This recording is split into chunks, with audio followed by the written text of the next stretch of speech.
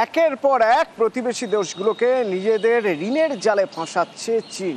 পাকিস্তান আরও বেশি ফেঁসে যাচ্ছে, কারণ এই মুহূর্তে পাকিস্তানের যে অবস্থা তাতে লোন ছাড়া আর কোনো গতি নেই। তো সে লোন চাওয়ার অনেক দিন ধরে লোনের আর্জি জানিয়ে এসেছে। চীন লোন দিচ্ছে। কত লোন দিচ্ছে না, $370 কোটি ঋণ মঞ্জুর করেছে বেজিং। তবে এক্ষেত্রেও একটা শর্ত দিয়েছে।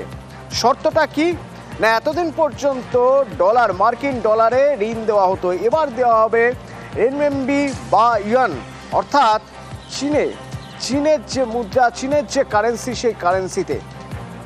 আমার সঙ্গে আন্তর্জাতিক সম্পর্ক বিশেষজ্ঞ রাজাগোপাল ধর চক্রবর্তী রয়েছেন।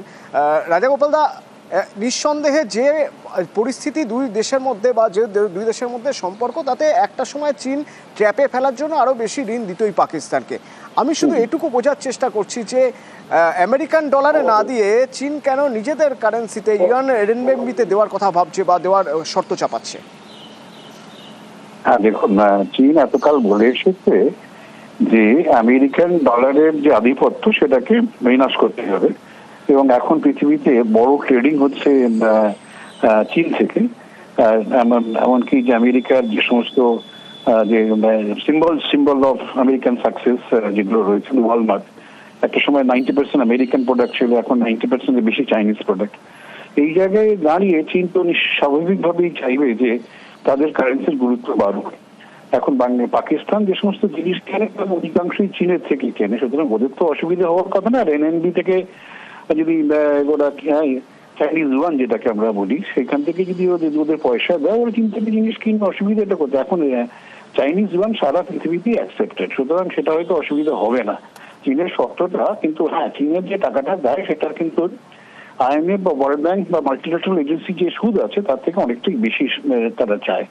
এবং চীন হচ্ছে বানিয়ার জাত, ওরা কিন্তু অত সহজ হবে না চীনের টাকা ফেরত দিয়ে আপনি পালিয়ে যাবেন, এইটা কিন্তু অতটা সহজ বোধহয় পাকিস্তানের পক্ষে হবে না। ওরা ঠিক নানান ভাবে উদ্ধার করবে, এবং টাকা যদি না পায় ওরা নানান ধরনের। একটা বিষয় স্পষ্ট, তাহলে এই টাকা তো পাকিস্তান শোধ করতে পারবে না।